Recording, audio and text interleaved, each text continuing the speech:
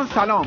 امروز در رادیو پیک خبر داریم براتون از انفجار و انتحار و ارتحال و اشتعال و اختیار و افتخار بدید با ما همراه باشید در این برنامه. تو بی هوا نفس شدی، با من یکی یکی شدی، همان که آرزوی من بود. تو شب ترانه شدی، چراغ خانه شدی، هر آنچه آرزوی من بود. رادیو پیج امروز رو در حالی تقدیم حضورتون میکنیم که چند روز بیشتر از چنگ انداختن داعش به پدرخوندش بر سر قبر خمینی و مجلس آخوندها نگذشته. در شروع اجازه بدید که من و همه دستاندرکاران رادیو پیج بگیم که اولا ریختن خون بیگناهان تحت هر عنوان محکومه و برای ما واضح و مبرهنه که هر کاری که داعش بکنه نقد میشه تو جیب ولایت فقیه. البته جای گفتن نداره که بعد از اون داستان ائتلاف منطقه‌ای و لایحه اخیر سنای آمریکا علیه سپاه و تروریسم آخوندها، این چنگول اندازی‌های داعش اونم بعد از سالها یه بوهایی داره که عظما رو حسابی ذوق مرگ میکنه. حالا گیرم که اصلا این نمایشی و سفارشی و خواهشی و مالشی و اینا نباشه، به نفع ولی فقیه. ای لعنت بر بنیادگرایی تو هر سایز و مدل و اندازه و رنگ.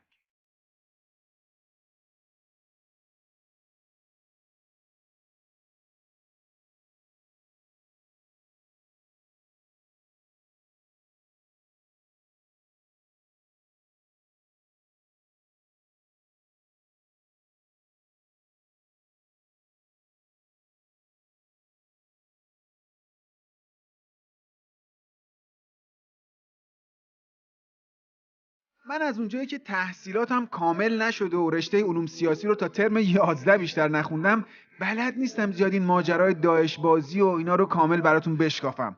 واسه همین یه پرسجویی کردم ببینم واسه چی داعش زده به تهران؟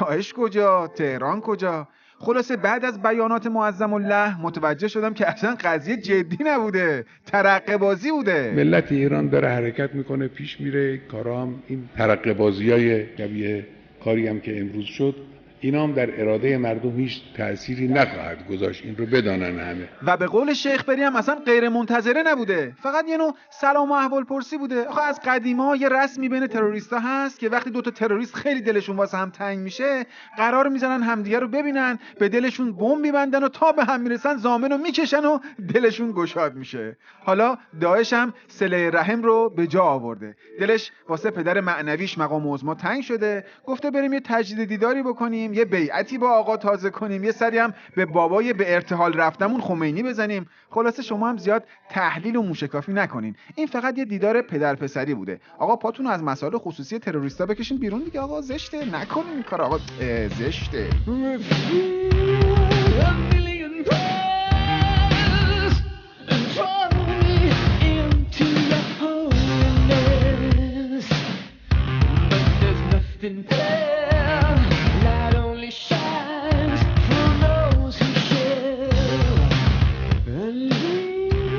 تروریست با کلاشینکوف و نارنجک وارد ساختمون مجلس و قبر خمینی شدن. تو 4 ساعت 60 نفر زخمی و کشته شدن. اون وقت مقام عظما بدون اینکه یه پیام تسلیتی، همدردی، کوفتی، زهرماری بگه، گفته این ترقه بازی بیش نبود. این ترقه بازیای واقعا این ترقه بازی بود؟ خب راست میاره دیگه. از دید کسی که با موشک و خمپاره تو عراق و سوریه پرسه میزنه و آدم میکشه، و از نظر کسی که حکومتش سالی صدها نفر رو مثل آب خوردن اعدام میکنه، و از منظر کسی که 8 سال پول نفت رو هسته‌ای و موشکی و تسلیحاتی کرده، معلومه که ترقه بازی حساب میشه. والا ترقه بازی و فشفشه بازی تا جایی که ما میدونیم نه درد داره نه خونریزی. اتفاقا تفریح و سرگرمی هم هست.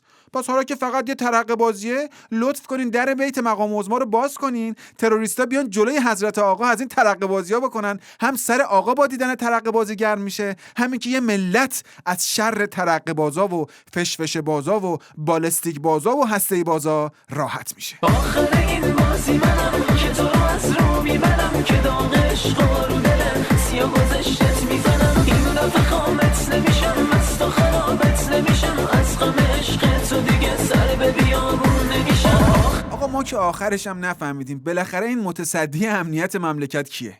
تا همین پریروز که حمله تروریستی تهران نشده بود، برادران ارزشی و غیر ارزشی میگفتن سایه ولی فقیه تو مملکت داریم، پس امنیت داریم. تا حاج قاسم سلیمانی هست، امنیت هست. مقام عظما به علاوه سلیمانی میشه امنیت. ای جونم امنیت، ای چه حالی میده این امنیت. اما بعد از حملات تروریستی روز چهارشنبه، برادران به ناگهان یهو تغییر موضع گنده‌ای دادن در حد بوندسلیگا و الهام چرخنده. اینجوری که خاک بر سر دولت سازش بنفش که گند زد به امنیتمون، وزیر اطلاعاتمون خرابه، اصلا تقصیر عربستانه، زمین سیاست خارجی کجه، عروس اصلاحاتم بلد نیست برقصه، همش زیر سر استکباره، مرگ بر انگلیس، نمکش کمه، فلفلش زیاده، تنبونش شله. بالاخره یکی تکلیف ما رو مشخص کنه. متصدی امنیت کشور کیه؟ آقا، سردار، شیخ حسن، عربستان، عروس، قابلمه، پایه میز، رادیو پک، کی پس خب؟ ای امن، ای امان.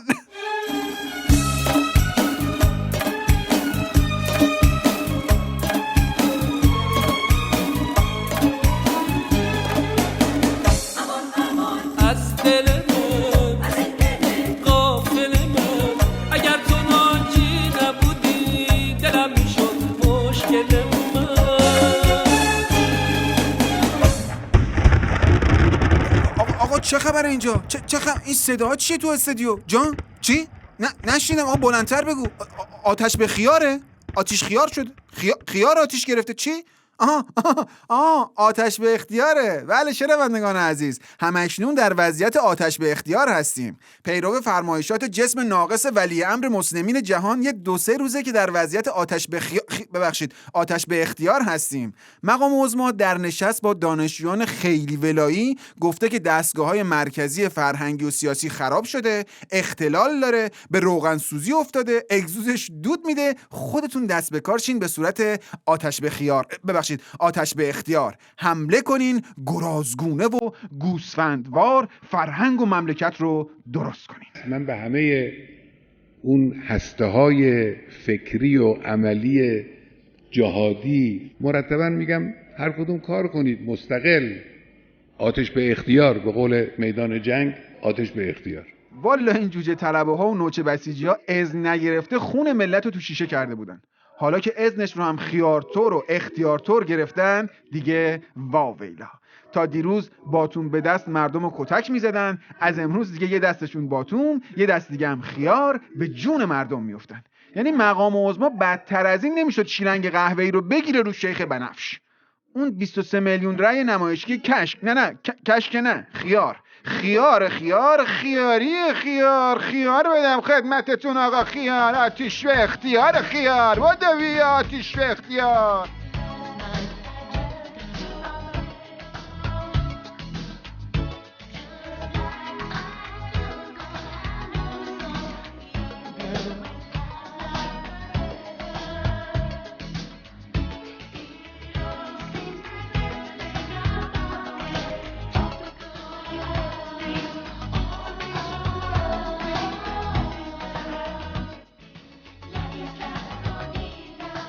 یه پدیده بسیار عجیبی که این روزها به صورت قارچوار تو فجازی همچی قلمبه میزنه تو صورتت، بعدش هم به سرعت بادش خالی میشه، پدیده مجیزگویی و پاچه‌خواری و لاشخور صفتیه.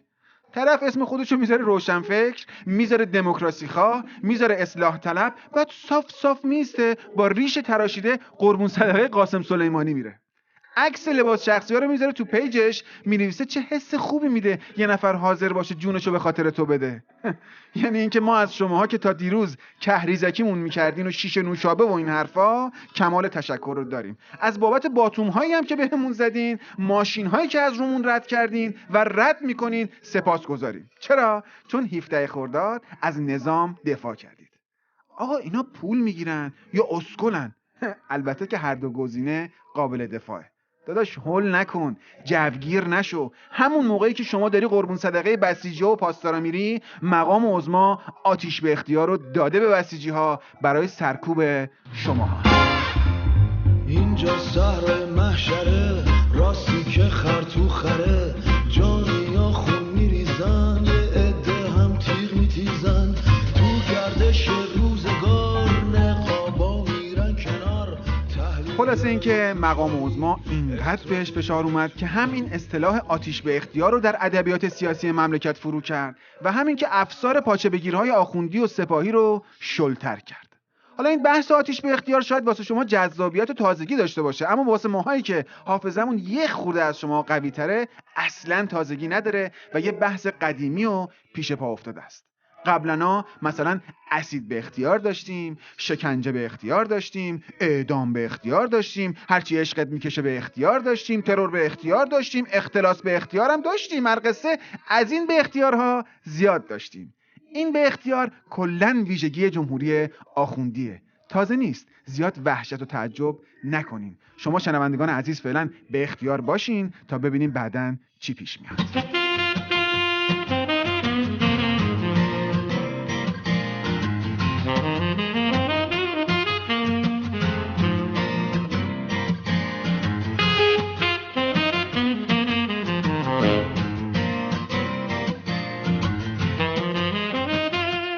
اما بشنوید از وزیر خارجه آخوندی محمد جواد ظریف. در جدیدترین اظهار نظرش گفته که همسایه‌های کشور ثابت هستند و نمیتوان جغرافیا رو تغییر داد. عجب که اینطور. چه خوب شد گفتا، وگرنه ما تا قبل از این فکر می‌کردیم کشورهای همسایه سال یه بار اسباب کشی میکنن و عوض میشن. مثلا قبلا سوئیس همسایه شمال غربی اون بوده، بعد مهلت اجارهش تموم شده جمع کرده رفته به جاش ترکیه اومده. یا احتمالاً سوئد همسایه جنوبی مون بوده، گرما بهش نساخته، اسباب کشی کرده رفته اروپا به جاش عربستان اومده. حالا که ظریف تاکید کرده همسایه هامون عوض نمیشه، ولی خدا وکیلی اگه قرار شد ایران اسباب کشی کنه ها، برید جای دیگه جون داداش سمت اروپایی، آمریکایی جایی ببرین، خلاصه یهو جمع نکنین مملکتو ببرین طرف ویتنام و گوام و مالزیا و ما معدمون با قورباغه آبپز و خرچنگ سرخ شده نمیسازه. موقع اسباب کشی هم مراقب وسایل شکستنی مثل آیت الله جنتی باشین. آشغالای نظام رو هم بذارین و بریم. آخوند دارن با خودتون نکشین ببرین اروپا. آب و هوای سواحل مدیترانه بهشون اصلا نمیسازه. آخوند رو جا بذارین، کشور جدید اومد جای ما بی ولایت و بی سرپرست نمونه.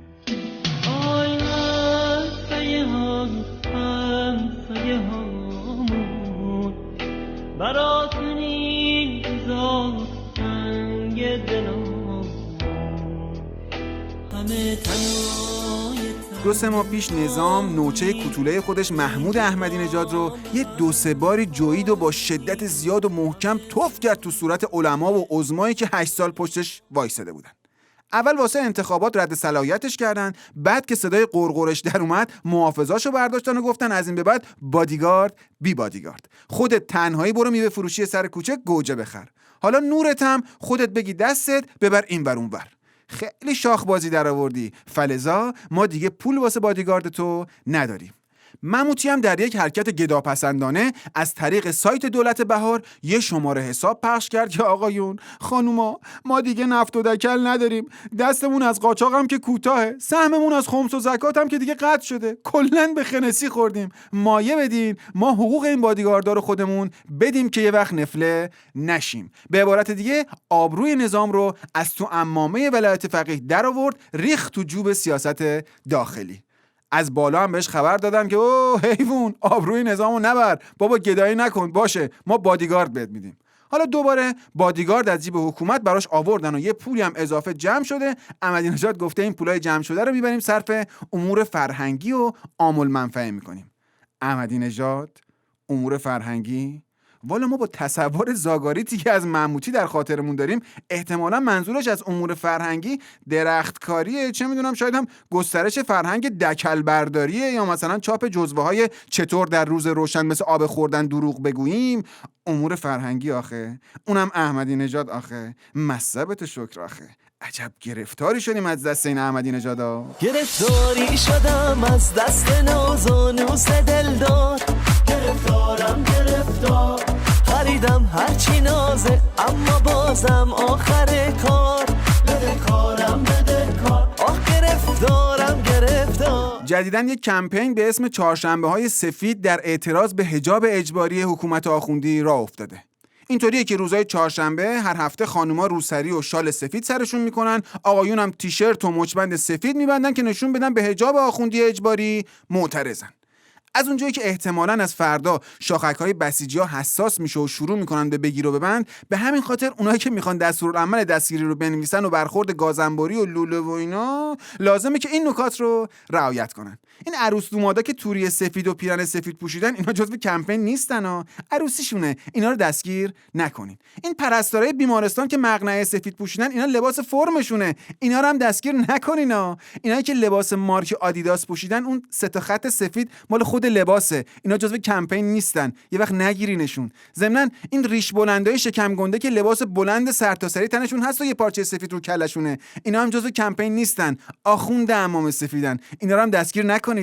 باریکلا درخوم شعر محلی باریکلا، هم شهری و هم بیاتی باریکلا، عزم بی عین تشی باریکلا، تشتکت ون کالی باریکلا.